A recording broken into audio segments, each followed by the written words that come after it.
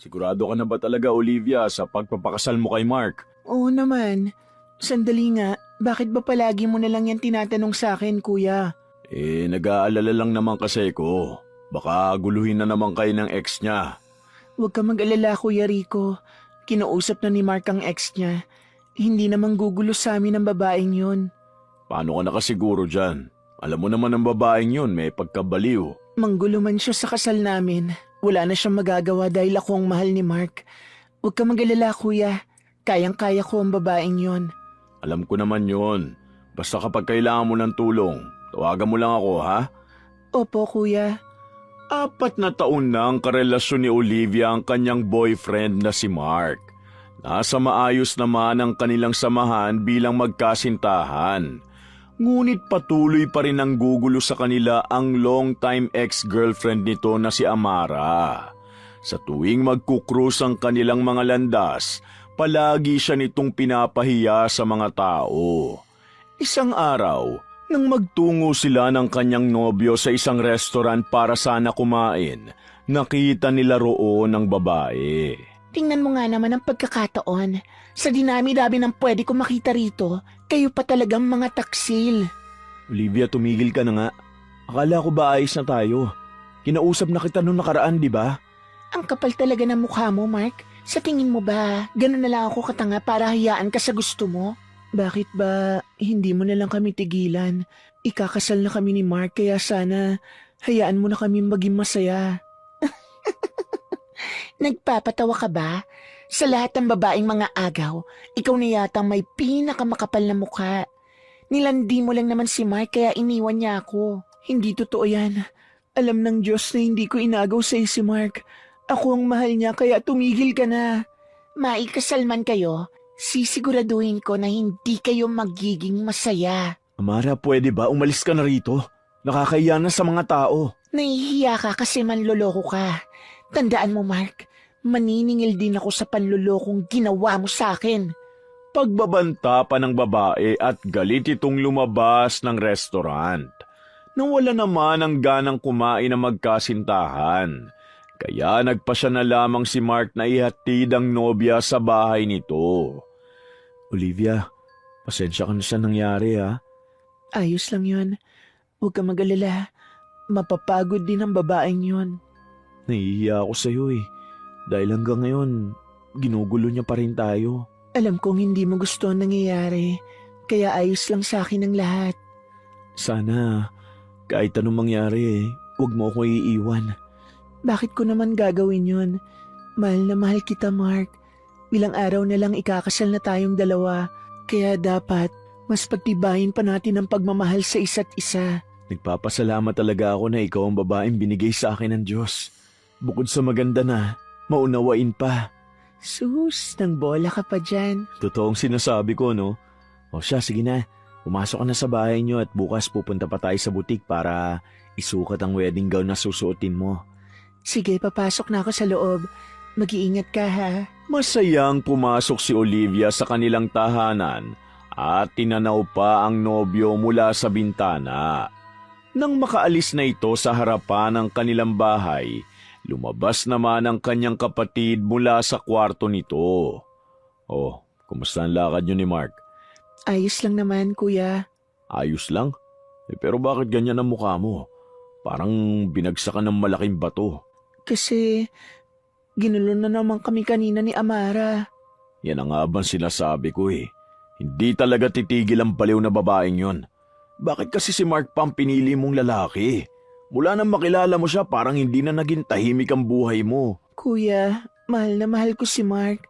Wala naman kaming ginagawang masama, kaya itutuloy namin ang pagpapakasal. Alam mo, sa totoo lang, pinakabahan ako sa maaaring gawin ng baliw niyang ex-girlfriend Sa tingin ko, masyado nang obsessed ang babaeng yun kay Mark. Hindi ako natatakot sa babaeng yun, kuya. Saka, alam kong kaya akong ipagtanggol ni Mark sa baliw na yun. Sana lang talaga. Dahil kapag nalaman ko na pinabayaan ka ni Mark, malalagot talaga siya sa akin. Maraming salamat, kuya. Napaka-protective mo talaga sa akin. Mahigpit na niyakap ni Olivia ang kanyang nakatatandang kapatid. Mula nang mamatay ang kanilang mga magulang, Ang kanyang Kuya Rico na ang nagpaaral sa kanya. Tanging ito na lang ang malalapitan niya ng tulong.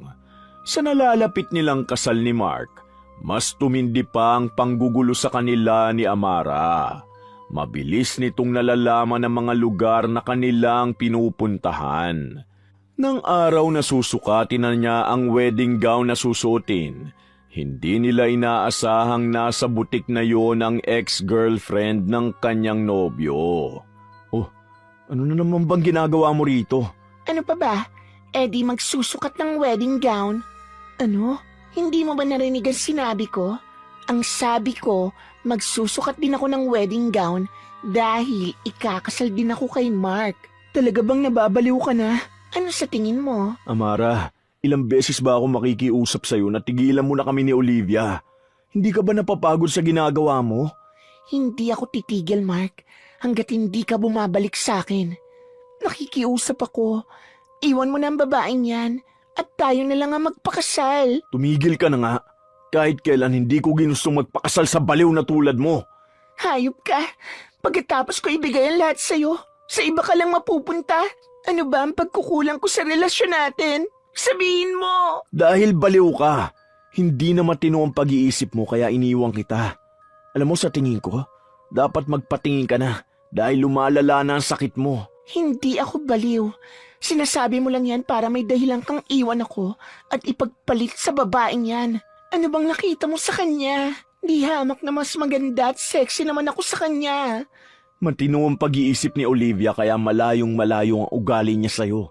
Tigilan mo na kami dahil ilang araw na lang, ikakasal na kaming dalawa. Mark, sa tingin ko, dapat na tayong umalis dito. Tama ka. Sa ibang araw mo na lang sukatin ang wedding gown mo. Halika na. Nagmadali na nga silang lumabas sa butik para makaiwas na kay Amara. Ngunit sinundan sila nito at walang pakundangan na hinablot nito ang buhok ni Olivia. Ano ba? Nasasaktan ako, Amara. Lumayo ka nga sa akin. Hayop ka. Kung hindi mo inagaw sa akin si Mark, kami sana ang ikakasal. Hindi ko siya inagaw. Pumasok ako sa buhay niya nang wala nang namamagitan sa inyong dalawa. Bakit ba nag-ahabol ka sa lalaking ayaw na sa'yo? Mas pinili mo ang pangarap mo kaysa sa kanya, di ba? Tapos ngayong ikakasal na kami, saka ka manggugulo. Hindi pa kami hiwalay ni Mark nang maging kayo. Tumigil ka na, Amara! Nagawang itulak ng lalaki ang dating kasintahan at bumagsak ito sa lupa. Ang pangyayaring yun ang nagpatigil sa kaguluhan. Samantala, nagtamo ng ilang kalmot sa katawan si Olivia dahil sa ginawang pananakit sa kanya ni Amara. Nang makauwi nga siya sa kanila, hindi niya nagawang itago ito sa kanyang kapatid. Oh, ano nangyari sa'yo?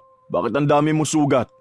Kuya Rico, kasalanan ko ang lahat kung bakit maraming galos sa katawan si Olivia.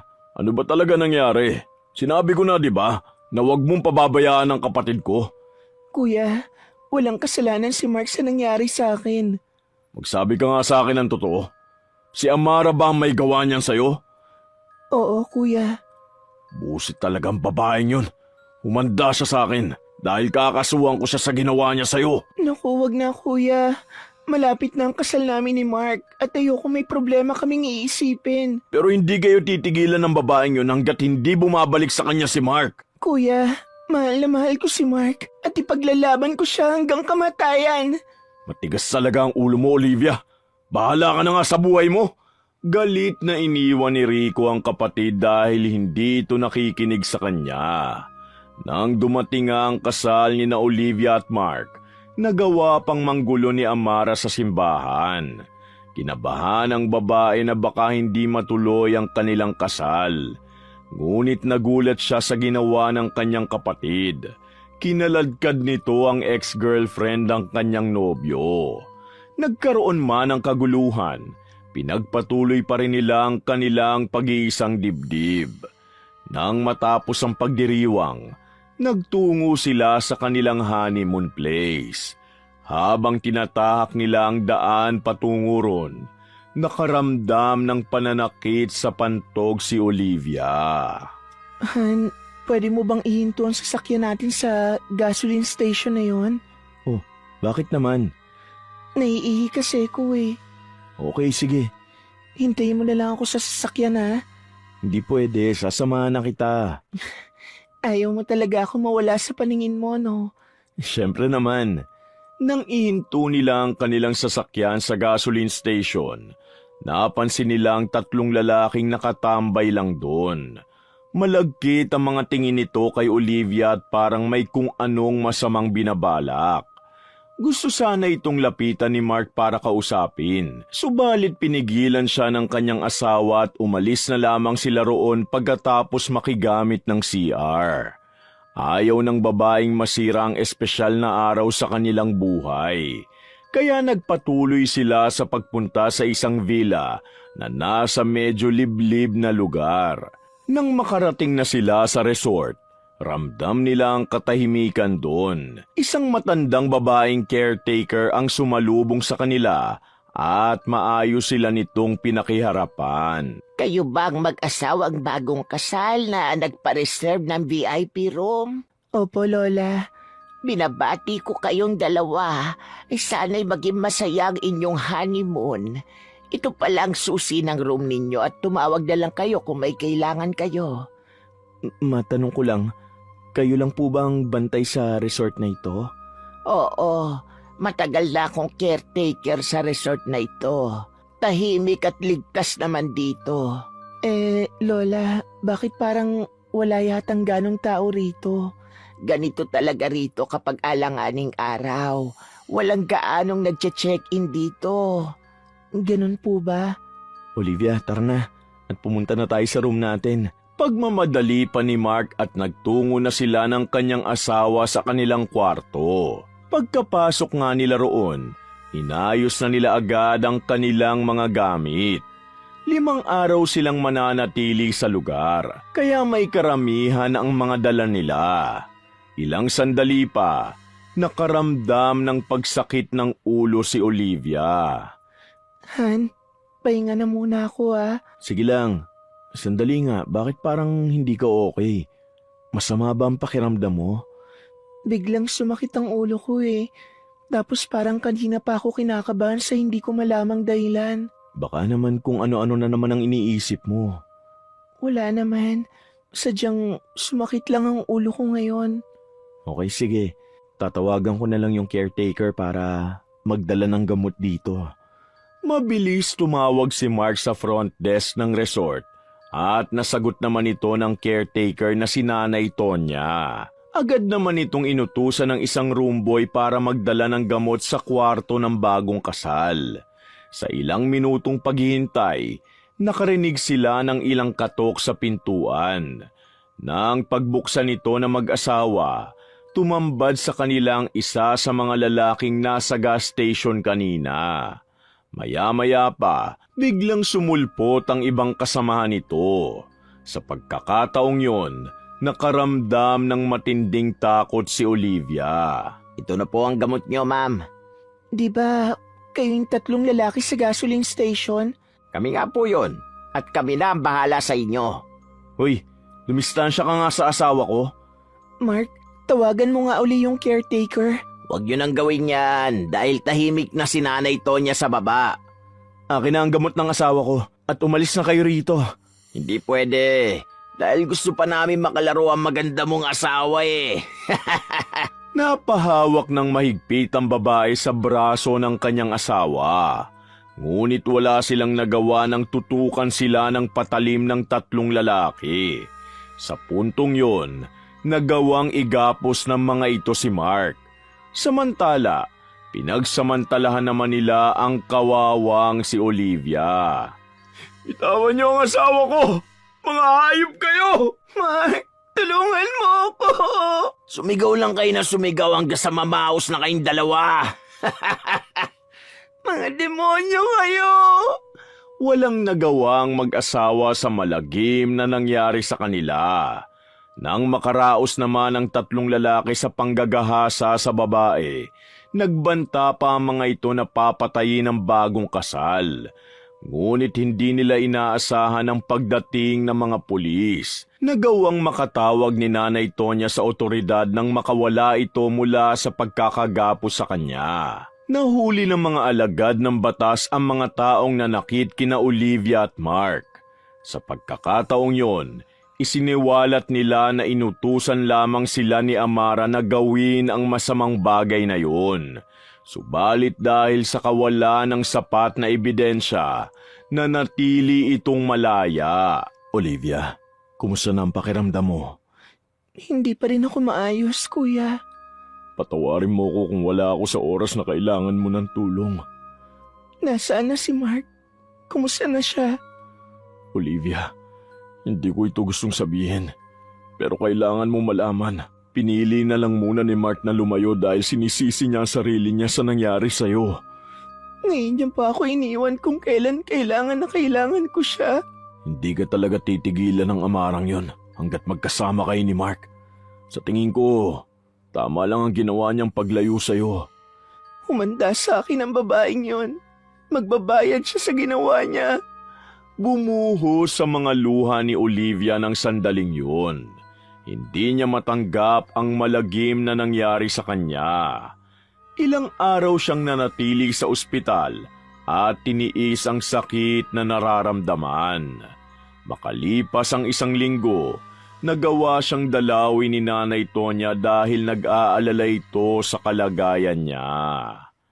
Kumusta na ang pakiramdam mo, Iha? Kayo po yung caretaker sa resort, di ba? Oo, ako nga. Pumunta ako rito para kumustahin ang lagay mo. Alam kong hindi madali ang pinagdadaanan mo.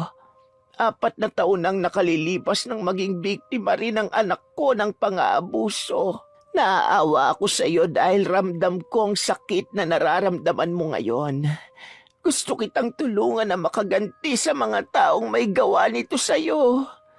Gusto ko magdusa sa sakit ang mga taong nanakit sa akin.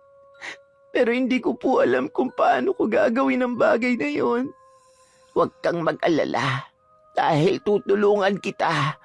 Bibigyan natin sila ng matinding kaparusahan na magbibigay sa kanila ng matinding pagdurusa. Sa anong paraan nyo naman ako matutulungan, Lola? Isa akong mambabarang at kaya kong isumpa ang isang tao. Kaya kong pahirapan ang mga nagkasala sa'yo. Pero yon ay kung gugustuhin mo at kung kaya mong alisin ang iyong konsensya. Sa oras na isasagawa ko ng orasyon, hindi na ito mababawi pa. Sa nangyari sa akin, hindi na umiiral ang konsensya sa isipan ko. Gusto kong gumapang sa hirap ang mga taong gumawa sa akin ng kasamaan. Ako na ang bahala sa kanila. Maraming salamat ho, Lola. Nanunuot sa buto ang galit ni Olivia sa babaeng nag-utos na gahasain siya. Nang makalabas ng ospital, nakipagtulungan siya sa matandang maisagawa ang pagpataw ng sumpa kay Amara at sa 3 lalaking umabuso sa kanya. Nang gabing makipagkita si Mark sa dati niyang kasintahan para makiusap na tigilan nito ang kanyang asawa, bigla na lamang nakaramdam ng matinding pananakit sa ulo ang babae na parang tinutusok-tusok ang sentido nito. Naging balisa din ito dahil nakakarinig siya ng mga bulong na hindi niya maunawaan. Anong nangyayari sa'yo? Tuluyan ka na bang nabaliw? Pwede ba tumigil ka? Sobrang sakit ng ulo ko at may mga bulong na gumugulo sa akin. Sa tingin ko inaatake ka na naman. Tandaan mo, Amara, magbabayad ka rin sa ginawa mo kay Olivia. Ilang beses ko bang sasabihin na wala akong kinalaman sa nangyari sa kanya? Huwag mo akong paratangan sa bagay na hindi ko naman ginawa. Kapag nakahanap kami ng sapat na ebidensya laban sa'yo, sisiguraduhin kong mabubulok ka sa kulungan. Puwisit ka. Namimilipit na nga ako sa sakit kung ano-ano pang sinasabi mo riyan. Pwede ba dali mo na lang ako sa ospital? Bahala ka sa buhay mo. Wala akong pakialam kahit mamatay ka man sa sakit. Hayop ka talaga! Hinayaan ni Mark na mamilipit sa sakit ang dating kasintahan at iniwan ito ng walang pag-aalinlangan. Ang 3 lalaki naman na gumahasa kay Olivia nakaramdam din ng matinding paghihirap. Hindi nakakatulog ang mga ito sa kulungan dahil ramdam nila na may kung anong nilalang ang kumakagat sa kanila sa tuwing matutulog. Magigising na lang ang mga ito na may marka ng kagat mula sa tila halimaw. Pinipilit naman nakalimutan ni Olivia ang masamang nangyari sa kanya. Subalit na natiling may kirot sa kanyang puso. Oh, bakit ka umiiyak? Naalala mo na naman ba nangyari sa'yo? Hindi ko na alam ang gagawin ko, Kuya Rico. Nahihirapan na akong labanan ng depression ko. Para na akong mababaliw. Olivia, lakasan mo lang ang loob mo. Huwag ka magpapatalo sa takot na nararamdaman mo. Alam kong mahirap labanan ang sakit na dulot ng karahasan. Pero kailangan mo magpakatatag. Nandito lang ako. Kuya, kailangan ko si Mark ngayon. Nakikiusap ako. Hanapin mo siya. Pero lalo lang lalala ang sitwasyon. Alam mo naman na obses sa kanya si Amara eh. Nagawa kang saktan ng babaeng yun dahil kay Mark. Hayop talaga ang babaeng yun. Gusto ko siyang sakalin hanggang malagutan siya ng ininga. Sinusumpa ko ang pagkatao niya. Nagngingit-ngit sa galit si Olivia ng sandaling yun. Pakiramdam niya, matatagalan sa paghilom ang mga sugat sa kanyang puso. Gusto niyang makasama ang taong mahal niya, ngunit pinili nitong lumayo sa kanya nang sa ganon, hindi siya masaktan ng dati nitong kasintahan. Sa mga sumunod na araw, mas pinaigting pa ni Nanay Tonya ang pagpapahirap kay Amara. Nagkaroon ng malalaking sugat at pamamaga sa mukha ang babae. Nang magpatingin ito sa doktor, nagkataon na nagtungo rin doon ang asawa ng kanyang dating nobyo na magpa-follow-up check-up naman sa kasalukuyan nitong kalagayan. Mabuti naman at nagkita rin tayo ulit. Bakit pa pagala-gala ka pa rin? Ang dapat sa'yo, nananatili na lang sa mental hospital. Mukhang malala na kasi ang sapak mo sa utak. Ikaw ang baliw sa atin, kaya ikaw ang nararapat doon. Alam mo, naaawa talaga ako sa'yo. Naghahasa ka na nga, iniwan ka pa ng asawa mo. Hindi ako iniwan ni Mark. Lumayo lang siya sa akin para hindi mo na ako masaktan. Ikaw talaga nakakaawa sa ating dalawa. Naghahabol ka sa lalaking hindi ka naman mahal. Hindi ka mananagot sa batas. Titiyakin ko naman na magdurusa ka sa matinding sakit. Hindi ako natatakot sa mga sinasabi mo sa akin dahil para ka lang langaw sa paningin ko. Kung suntukin ko kaya yung namamaga mong mukha, subukan mo lang. Sa mainit nilang tensyon, hindi inaasahan ni Olivia na susuka ng dugo si Amara sa kanyang harapan. Nakaramdam siya ng takot ng sandaling yun dahil may masamang amoy ang likido na lumabas sa bibig ng ex-girlfriend ng kanyang asawa. Habang nakikita niya itong nahihirapan, nakangiti siyang pinagmamasdan nito. Alam niyang dumaranas ng matinding sakit ang babae dahil sa sumpa na pinataw ni Nanay Tonya. Oh, mukhang kinakarma ka na yata. Baka kasunod niyan, kamatayan mo na. Manahimik kang buwisit ka! Kahit na ano mangyari, hindi kayo magiging masaya ni Mark! Baliw ka na. Baliw na akong baliw! Pero pananatilihin kong pagiging harang ko sa pagitan niyo ni Mark! Dahan-dahan itong naglakad palayo at kahit na nangihina siya, pinilit niyang magtungo sa kanyang doktor. Nang matapos naman si Olivia sa follow-up check-up niya sa kanyang kalagayan, nagpa siya itong magtungo sa kulungan upang tingnan ang sitwasyon ng tatlong lalaking gumahasa sa kanya. Sinabi ng isang police officer na ililipat na ang mga ito dahil wala na sa katinuan. Puot at galit ang kanyang nararamdaman sa mga taong gumahasa sa kanya. Ilang minuto lamang siyang tumagal doon at umalis din kaagad. Sa kanyang pag-uwi, bumungad sa kanya si Mark na namumugto ang mga mata. Mark? Olivia, namiss kita ng sobra. Kumusta ka na? Akala ko, hindi mo na ako babalikan eh. Sinubukan ko magpakalayo-layo na lang para nang sa ganon hindi ka na magawang sakta ni Amara. pero hindi ko kayang mawalay sa'yo na matagal. Huwag ka mag-alala dahil nararamdaman kong malapit nang mamatay ang babaeng yon. Ha? Mark, pinakulam ko si Amara para matigil na siya sa panggugulo sa atin. Kapag namatay na siya, magiging malaya na rin tayo. Ginawa mo ang bagay na yun? Oo, bakit parang hindi ka masaya? Ayaw mo bang mamatay ang babaeng yon? Galit ako sa kanya at kinasusuklaman ko siya. Pero hindi yata tama na gumanti ka sa maling paraan. Hayaan na natin ang batas ang magpataw sa kanya ng parusa. Batas? Mark, hindi nga natin nakuha ang hustisya sa sinasabi mong batas eh. Kamatayan lang niya makakapawi ng galit sa puso ko. Olivia, hindi pa rin tama ang ginawa mo. Natatakot ka ba na mamatay siya? Hindi, pero takot akong maging katulad mo siya. Hindi ako magiging katulad ng babaeng yon. Alam kong mahirap ang nangyari sa'yo, Olivia. Pero sana, huwag mo nang ituloy ang pangungulam kay Amara. Dapat hindi ka na lang nagpakita sa akin kung tututulan mo lang ang ginagawa ko. Umalis ka na lang dito. Olivia, sana maunawaan mo ko. Umalis ka na.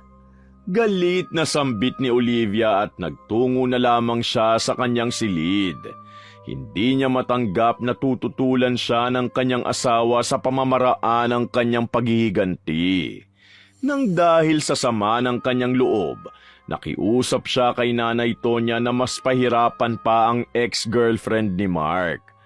3 linggo na ang lumipas nang mabalitaan niyang halos hindi na raw makilala si Amara dahil sa labis na pamamaga ng mukha nito.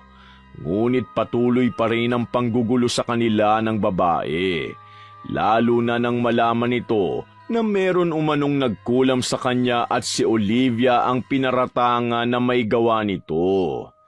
Hayop ka, Olivia! Ang lakas ng loob mong kulamin ako! Palibasa, hindi mo ako kayang harapin! Sumugod ka ba sa bahay ko para paratangan lang ako na kinulam kita? Inaatake ka na naman ang kabaliwan mo. Huwag mo nang itanggi, dahil ang mismong lola ko nagsabi na may nagkulam sa akin. Umalis ka na nga rito. Ayoko mag-aksaya ng oras sa'yo dahil nakakaubos ka ng lakas. Talagang mauubos ang lakas mo sa gagawin ko sa'yo!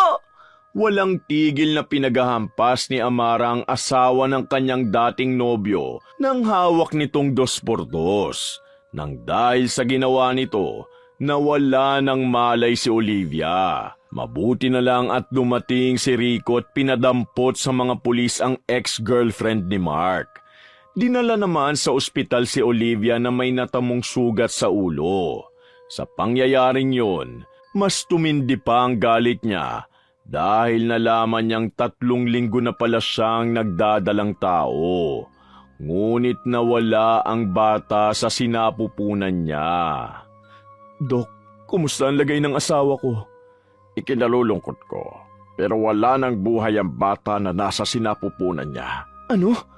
Ang ibig niyo sabihin, buntis ang asawa ko? 3 linggo na siyang buntis.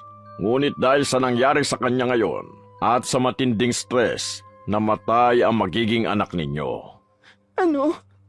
Totoo ba ang narinig ko? Napabalikwa sa pagkakaiga si Olivia nang marinig ang sinabi ng doktor. Hindi niya matanggap ang sinapit ng sanggol sa kanyang sinapupunan.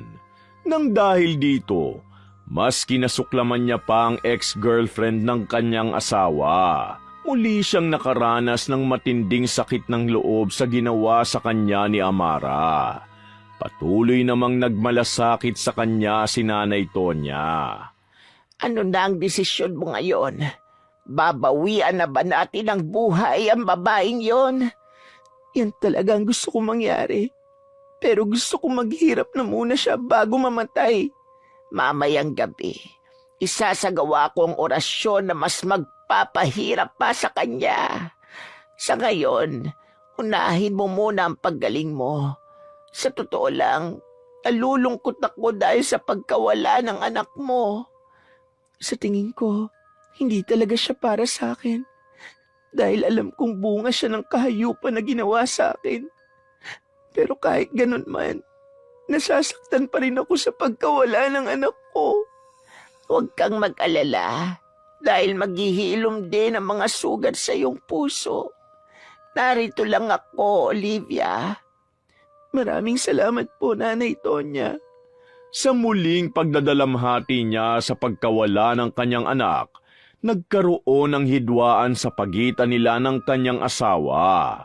Nakakaranas siya ng matinding depresyon, kaya naman ito ang napagbubuntunan niya ng kanyang galit.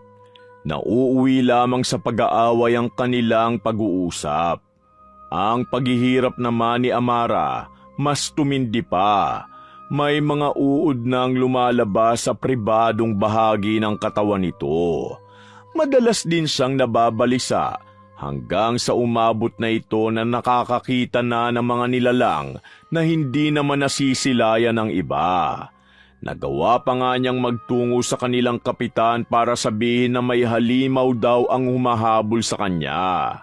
Subalit ang lahat ng yun, pagdedeliryo lamang niya.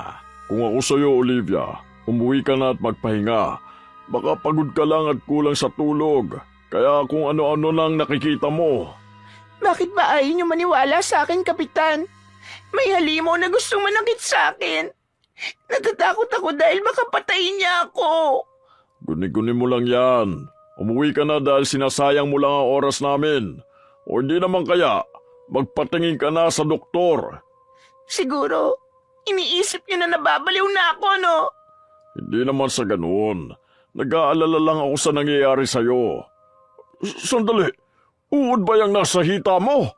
Kumunot ang noo ng kapitan nang makita ang paglabas ng mga uod na nagmumula sa pribadong bahagi ng katawan ni Amara na gumagapang patungo sa kanyang hita. Sa takot niya, nagwala siya sa barangay na parang nababaliw na. Hindi ito kumakalma, kaya tumawag na ng rescuer para madala sa pagamutan. Nang malaman nga yun ni Olivia, nakaramdam siya ng saya lalo na nang mamatay na sa mental hospital ang 3 lalaking gumahasa sa kanya. Mukhang maganda yata ang ngiti mo ah. May nangyari ba? Kuya, unti-unti ko na pong nakukuha ang hustisya sa nangyari sa akin.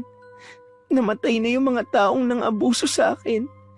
At isa na lang ang hinihintay kong malagutan ng hininga. Masaya ako para sa iyo, Olivia. Pero sana, pagkatapos ng lahat ng ito, ayusin niyo na ang pagsasama niyo ni Mark. Alam kong may hindi kayo pagkakaunawaan. Kaya sana, maayos niyo ang problema niyo. Sa totoo lang, nahihirapan na akong ibalik ang sarili ko sa dating ako. Ayokong mapagod si Mark sa kakaunawa sa akin. Kaya, hihingin ko sa kanyang layuan niya muna ako. Mali ba ang gagawin ko, kuya? Hindi mali ang gagawin mo. Gusto mo lang naman maunawaan at hanapin ang sarili mo. Pero sana, mawala na ang galit sa puso mo. Hindi ka magiging masaya kung mananatili ang sugat. Kaya itong gamutin ng pagmamahal, suporta at pagtitiwala. Maraming salamat, Kuya Rico. Pero sa ngayon, hindi ko pa kaya. Marahas na napabuntong hininga si Olivia at inisip ang ilang bagay na nakakapagpagulo sa kanyang isipan. 1 buwan na ang nakalipas mula nang sapitin niya ang malagim na trahedya sa kanyang buhay. Nang muli silang magkita ng kanyang asawa, pinaramdam nito sa kanya ang pagmamahal at pag-unawa. Nang dumating naman ang araw ng paghingi sa kanya ng kapatawaran ni Amara, pinakita niya ang kanyang matinding galit. Nakikiusap ako sa iyo, Olivia. Alisin mo na ang sumpa sa akin. Nahihirapan na ako sa kalagayan ko. Patawarin mo sana ako. Kahit na lumuhod ka pa, hindi kita mapapatawad sa ginawa mo sa akin. Sagad sa buto ang pagkasuklam ko sa iyo, Amara. Ano pa ba ang gusto mong gawin ko para alisin mo ang sumpa sa akin? Ang gusto ko, umamin ka sa mga kasalanan mo sa akin. At pagkatapos nun, pwede ka nang mamatay. Napakatigas ng puso mo. Kakayanin ba talaga ng konsensya mo na mamatay ako dahil sa'yo? Wala na akong konsensya, kaya mamatay ka na. Demonyo ka! Amara, umalis ka na. Kakarmahin ka rin babae ka! Pinanindigan ni Olivia ang galit nito kay Amara at hindi na talaga umiral ang kanyang konsensya hanggang sa mamatay ang ex-girlfriend ni Mark. Nagkaroon ng pamamaga sa puso ng babae na naging dahilan ng pagkasawi nito. Sa mga araw pang lumipas, naging maayos naman ang pagsasama ng mag-asawa. Pinili nilang kalimutan ng lahat at nagpakalayo na lamang sa lugar. Ang matinding sakit na dinulot sa atin ng iba, mag-iiwan ng sugat na hindi agad maghihilom. Hindi man nagawang patawarin ni Olivia ang mga taong nanakit sa kanya.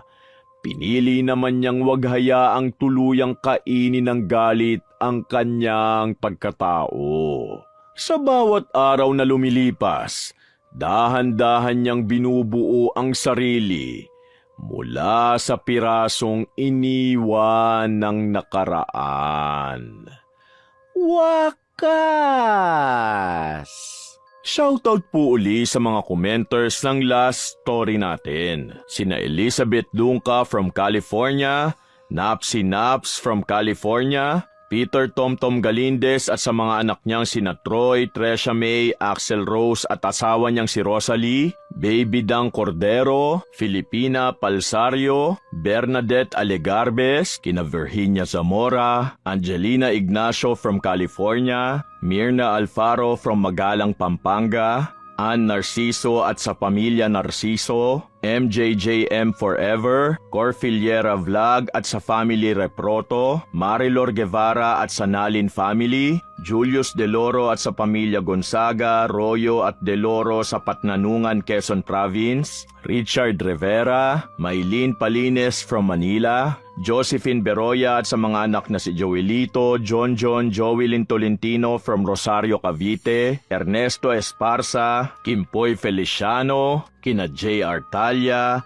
Jackie Semanya, sina Cherry Mukbangas MR, Amanda Joyce Page from Angeles City, Nida Pangilinan, Emily Sauro, Lakshmi from California, USA, Flor Diles from UAE, Robina Flamiano, Norvia Cabanyero, Jack 20M, Daily Motive, Elizabeth Dunca from California, USA, kina Ronald Bel Sabahado from Imus Cavite, Chris Villanueva at Adrian Bahado, Yasten Love, Virginia Divina from Saudi Arabia, Rosalina Bugayong, Pamela Allen, Noemi Garcia Pabunan from Hong Kong, Raven Tennyson at kay Lola Feli, Ramel Siraspe, Janine Vicente, Christina Peru, Resel Galope, Miss A Stories, Mercy Grace Shotting, Reka Jukoy, Josephine Beroya, Virginia Bele, Zane Axel Ranada,